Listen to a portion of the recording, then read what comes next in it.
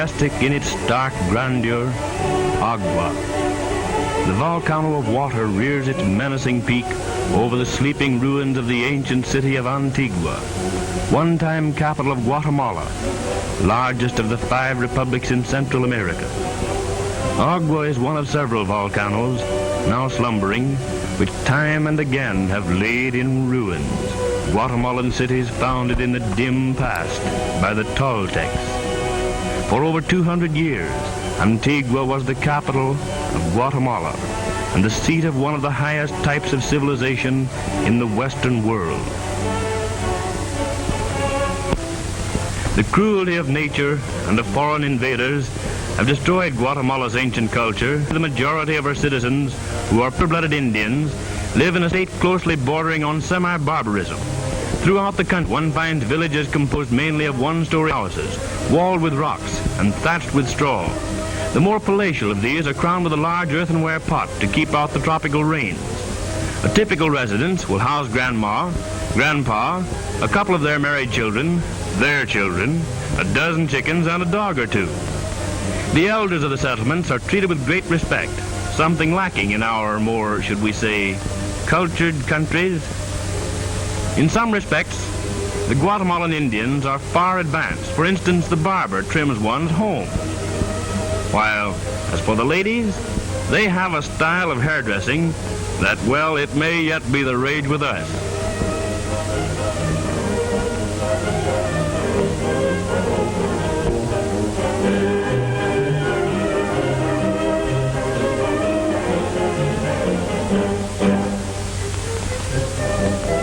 Hair and hat in one. Style plus economy. The Guatemalan women are the busy bees of the family, doing all the cooking and most of the other work essential to life. They are adept at making tortillas, that ancient ancestor of our own modern flapjack. This girl, well, she sure would collect crowds in front of a restaurant window.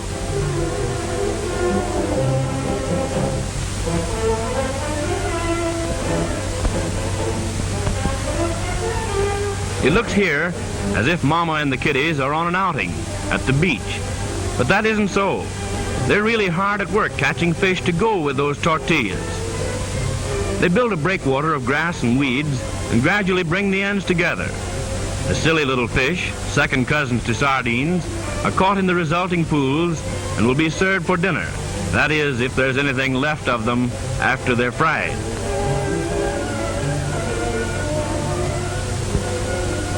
The men go duck hunting occasionally when a bit tired of tortillas and fish.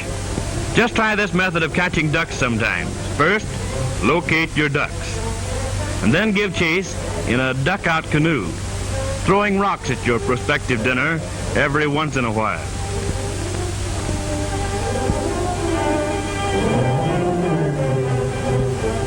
If you tire out the ducks before collapsing yourself, well, just sock one with a rock and call it a day. Some sport, eh what?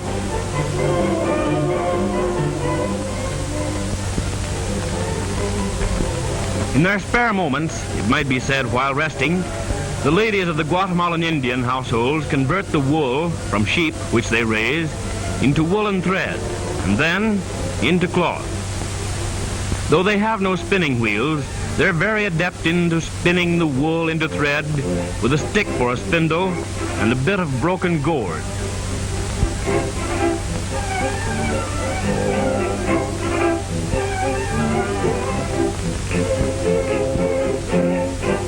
You might try this yourself sometime when you get tired of listening to the radio.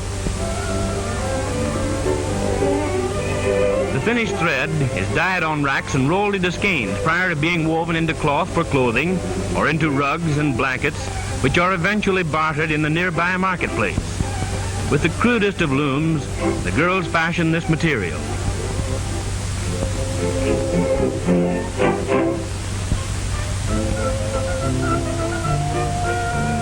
This girl is very busy with both hands and mouth.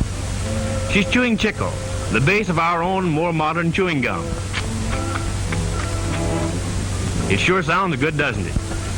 The weaver sits in a loop of the crude loom to hold the affair taut and busily works away on a blanket.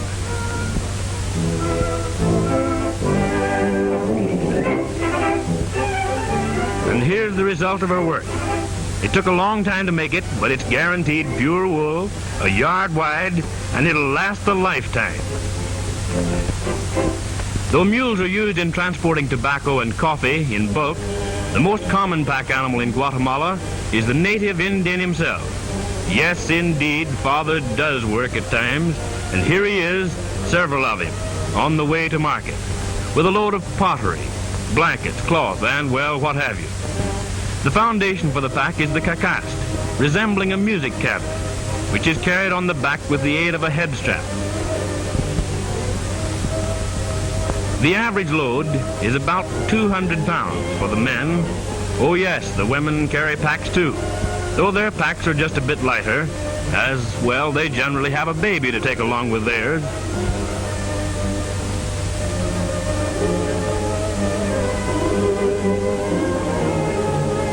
Even the boys are trained at an early age to become human beasts of burden.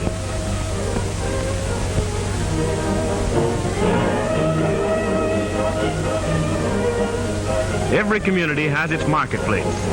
Here, the caravan of two-legged mules finally arrived to trade its wares for necessities and luxury the natives are unable to produce at home. Here, all is commotion, with fruit vendors calling their wares, customers haggling over goods with merchants, acquaintances renewing old friendships and making new ones. It's just a short stroll from the hum and the buzz of the busy market to the big public drinking fountain in the plazas.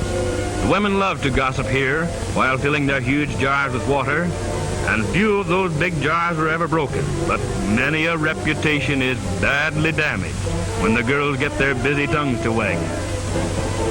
Every day is Monday at the big municipal baths where the women bring their dirty linen. You'd think that the girls would look mighty neat with all this washing, but, well, take a look for yourself.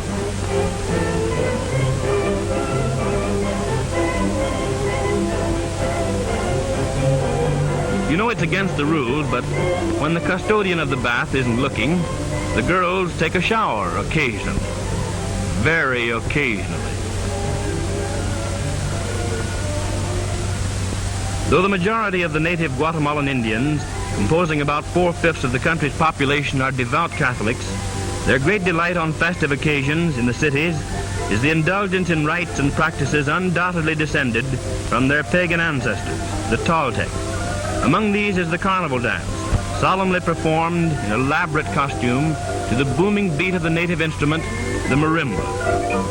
Even though these ceremonies are old as history, they have a definite place in the life of these people in the pre-Lenten celebration. Fantastic figures representing different animals. As the lasso descends over the antlers of the deer, it signifies the capture of the last meat before the 40 days observance. But at work or at play, there looms in the background of the life of these peaceful people the age-old menace of Agua and her sister Volcanoes, which have so ruthlessly played their part in retarding the development of what